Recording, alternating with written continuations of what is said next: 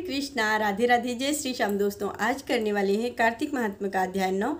तो चलिए 2 मिनट भगवान का ध्यान करेंगे, इसके बाद में कथा शुरू कर लेंगे। बोलो कृष्ण कन्हैया लाल की जय, लक्ष्मी नारायण भगवान की जय। श्रीमन्नारायण नारायण नारायण, गोविंद नारायण नारायण नारायण, लक्ष्मी नारायण नारायण नारायण, भजमन नारायण नारायण नारायण। बोलो लक्ष्मी नारायण भगवान की जय।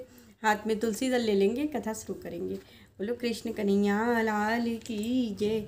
राजा पृथु ने कहा, हे नारद जी, आपने कार्तिक माह के व्रत में तुलसी की जड़ में भगवान विष्णु का निवास बताकर उस स्थान की मिट्टी का पूजन बतलाया है। अब मैं भी श्री तुलसी जी के महात्म्य को सुनना चाहता हूँ। तुलसी जी कहाँ हैं? तुलसी जी कहाँ और कैसे उत्पन्न हुई हैं, यह बताने की कृपा करें। नारद जी ने कहा, हे राजन, एक समय जब देवगुरु बृहस्पति और देवराज इंद्र कैलाश पर्वत पर भगवान शंकर जी के दर्शन करने के लिए गए तो भगवान शंकर जी ने उनकी परीक्षा ली। उन जटाधारी दिगंबर ने उनका मार्ग में ही अनुरोध कर डाला। यद्यपि वे तेजस्वी, शांत, लंबी भुजा और चौड़ी छाती वाले गौरवर्ण, अपने विशाल नेत्रों से युक्त तथा सिर पर जटाधारे वैसे ही बैठे थे, तथापि इंद्र ने शंकर जी को न पहचान कर उनका नाम धाम आदि परिचय पूछा और कहा, शंकर जी अपने स्थान पर हैं या कहीं गए हैं? तब इस पर उस तपस्वी ने कुछ नहीं कहा, परंतु त्रैलोकीनाथ के ऐश्वर्य से गर्वित होकर इंद्र कहाँ चुप रहते।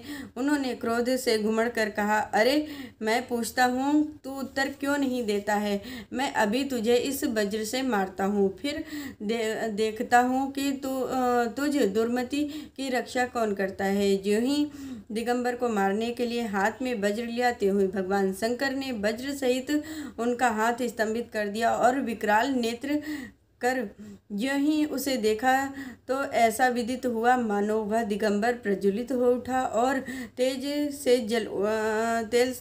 से जला देगा। भुजाएं स्तंभित होने से इंद्र के क्रोध और दुख का अंत न रहा, परंतु ज्यों ही बृहस्पति जी ने उसको प्रज्वलित देखा, त्यों ही अपनी बुद्धि से उनको भगवान शंकर जानकर प्रणाम किया और इंद्र को भी उनके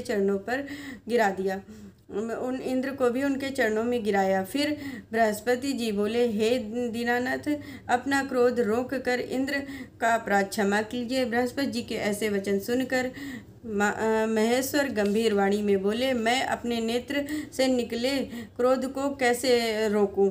तब बृहस्पति जी बोले, हे भगवान, भक्तों पर तो सदा दया ही करनी ही चाहिए, अतः आप अपना भक्त वत्सल नाम सार्थक कीजिए और इस तेज को शांत कर इंद्र का उद्धार कीजिए। तब भगवान शंकर ने कहा, मैं तुम्हारी स्तुति से प्रसन्न हूँ, जो तुमने इंद्र को जीवन दान दिलाया है। अब मैं तुम्हें अपने वरदान द्वारा जीव नाम से विख्यात करता हूँ। मेरे नेत्र की अग्नि इस इंद्र को पीड़ित नहीं करेगी। ऐसा कहकर शंकर जी ने अपने माथे से निकले हुए तेज को क्षीर सागर में डाल दिया।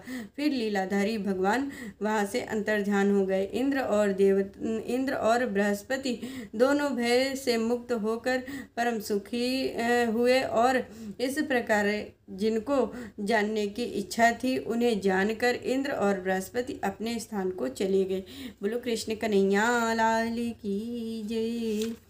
बोलो भगवान शंकर की जय। श्रीमन्नारायण नारायण नारायण, गोविंद नारायण नारायण नारायण, लक्ष्मी नारायण नारायण नारायण। बोलो लक्ष्मी नारायण भगवान की जय, भगवान शंकर की जय। मैंने आप सभी लोगों से आज कार्तिक महात्म्य का अध्याय 9 कहा है। इस कथा को ज़्यादा से ज़्यादा शेयर करिए। जो लोग कार्तिक का स्नान कर रहे हैं उन लोगों तक इस कथा को ज़्यादा से ज़्यादा पहुँचाइए। हरे कृष्णा, राधे राधे।